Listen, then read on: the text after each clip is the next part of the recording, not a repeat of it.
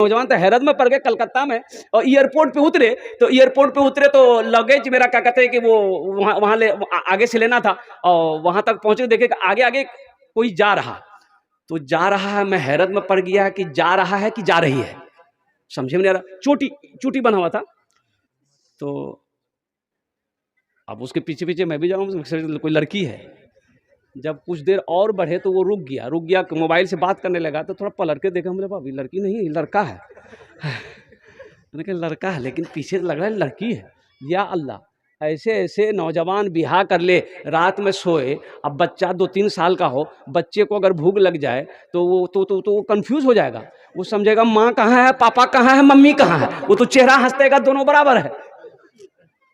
मेरे बच्चों नौजवानों, नबी की सुन्नत से अपने चेहरे को सजाओ। अल्हम्दुलिल्लाह सुम्मा अल्हम्दुलिल्लाह। नमाज़ों की पाबंदी करो मेरे बच्चों, नमाज़ों की पाबंदी करो। हमारा 50% नौजवान सिर्फ जुमे की नमाज़ पढ़ता है। क्या सिर्फ जुमे की नमाज ही है? 5 वक्त नमाज नहीं है? इन्ना सलात तन्हा अनिल फ़हशाई वल मुनकर। और कुर्बान जाओ, सिर्फ जुमे की नमाज है, ये 5 वक्त नमाज नहीं है। जुमे की नमाज हम पढ़ेंगे, 5 वक्त नमाज कौन पढ़ेगा?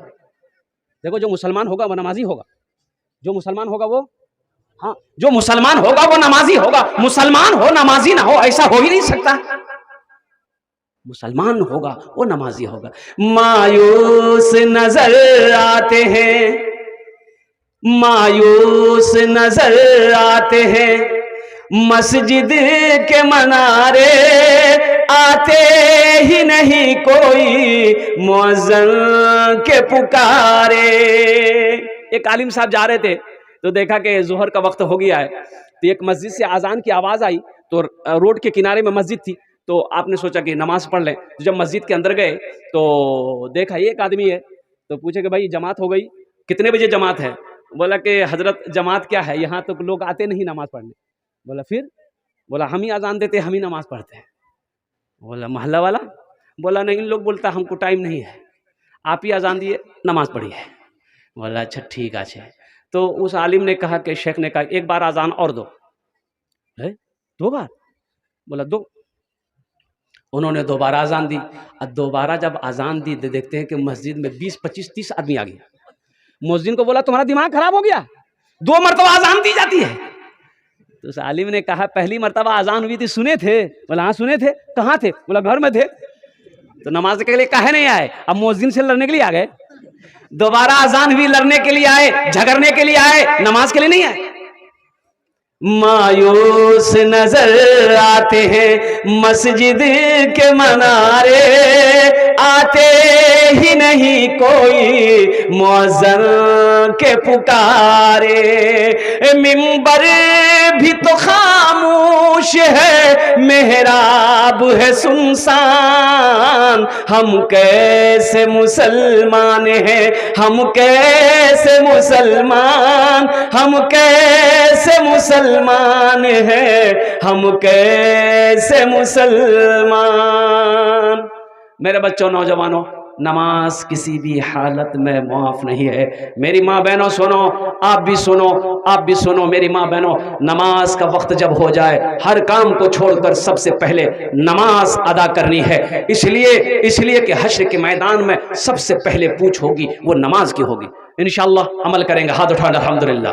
अल्लाह आपके हाथ उठाने को कबूल फरमाए। अल्लाह हम सबको अल्लाह 5 वक्त की नमाज पाबंदी के साथ पढ़ने की तौफीक अता फरमा दे। आमीन बोला जाए अल्हम्दुलिल्लाह। बस आखिरत की तैयारियों में से ये ईदगाह का एक जलसा, अल्हम्दुलिल्लाह ईदगाह की तैयारी करनी है। ज़मीन खरीद ली गई है अल्हम्दुलिल्लाह, जिसमें मुझे बताया गया, शेख ने बताया कम से कम 25 से 30 लाख रुपए या 20 से 25 लाख रुपए जो भी है, अल्हम्दुलिल्लाह ज़मीन की कीमत रखी गई है। तो मेरे भाइयों, मेरे दोस्तों, मेरे बुजुर्गों, एक बात याद रखो, ईदगाह में नमाज हम पढ़ेंगे तो ईदगाह की ज़मीन कौन खरीदेगा? अरे बोलो भाई, वो खरीदेगा? नाम नहीं लेंगे हम। ईदगाह की जमीन में नमाज, ईदगाह मेरी है, ईदगाह में नमाज हम पढ़ेंगे, मस्जिद मेरी है, नमाज हम पढ़ेंगे, इंशाअल्लाह जमीन भी हम खरीदेंगे, मस्जिद भी हम बनाएंगे, ईदगाह भी हम बनाएंगे। तो इसके लिए, बनाने के लिए तो ऐसे तो नहीं बनेगा ना, इसके लिए तो अरे चाहिए ना, कौन देगा? अच्छा बताओ, कफन में जेब है? अरे बोलो ना भाई, कफन में जेब है? किसी का कफन में जेब देखे? नहीं है। अच्छा कब्र देखे है ना? कब्र में तिजोरी है? तो जब कफन में जेब नहीं है, कब्र में तिजोरी नहीं है, अलमारी नहीं है, तो टका लेके क्या करोगे? टाका नहीं है की करबो?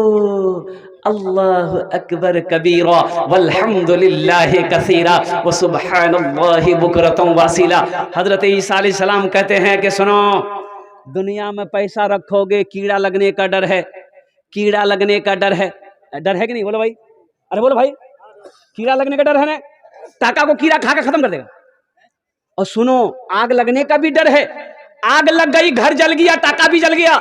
और सुनो, सैलाब अगर आ गया, नेपाल पानी छोड़ दिया,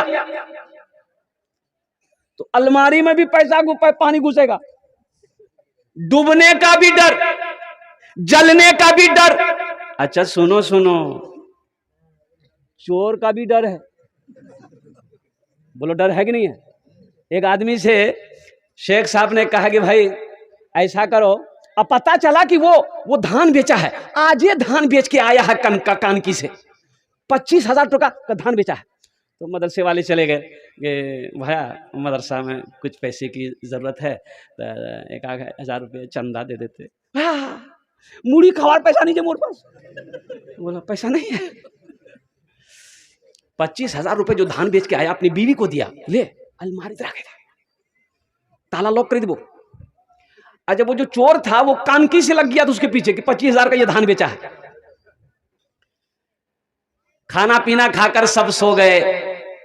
रात 1-2 बजा, ये चोर घर के अंदर में, अब मिट्टी का घर होता ना भाई, अब वो मिट्टी की घर है, अब उसमें सुराख किया, अंदर चोर घुसा तो देखा कि अलमारी में लिखा हुआ, अच्छा स्टिकर वगैरह लिखते हैं लोग, स्टिकर हाजा मिन फजले रब्बी, अरे बोलते भाई इन अल्लाह मासूम, हाजा मिन फजले रब्बी, देखा कि अलमारी में हाजा मिन फजले रब्बी लिखा हुआ है। चोर पढ़ा लिखा था, ताला खोला, माल सब ले लिया।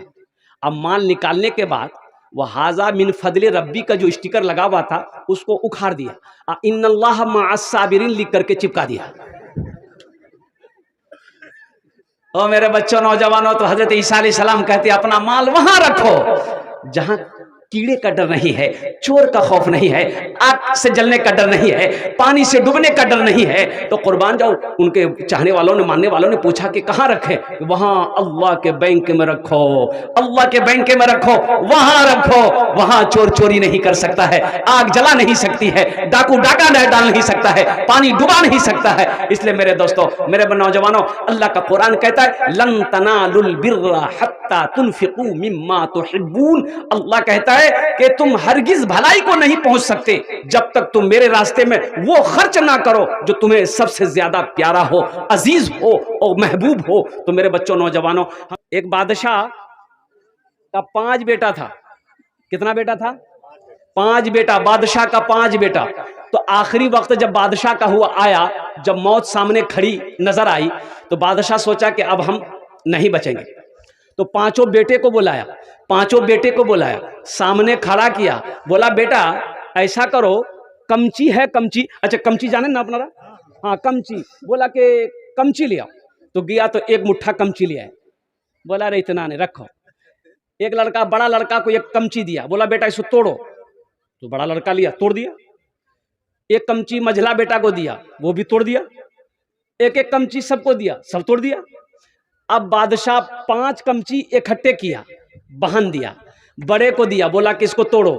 बहुत कोशिश किया, तोड़ नहीं पाया। दूसरे बेटे को दिया, वो भी कोशिश किया, तोड़ नहीं पाया। तीसरे को दिया, वो भी तोड़ नहीं पाया। चौथे को भी दिया, वो भी तोड़ नहीं पाया। 5वें को दिया, वो भी तोड़ नहीं पाया। और बेटों ने कहा कि अब्बा ये तो बहुत, ये तो 5 है, हम लोग कैसे तोड़ेंगे? अकेला रहता तो तोड़ देते। तो बाप ने मिसाल दिया कि बेटा एक बात याद रखना, तुम 5 भाई हो, कभी आपस में लड़ना नहीं, जुदा मत होना, एक जहती बनाकर रखना, मोहब्बत से रहना। मोहब्बत से रहोगे तो तुम्हें कोई तोड़ नहीं पाएगा। अगर नफरत करोगे, झगड़ा करोगे, लड़ाई करोगे, अगर बढ़ जाओगे, जो चाहेगा वो तोड़ देगा।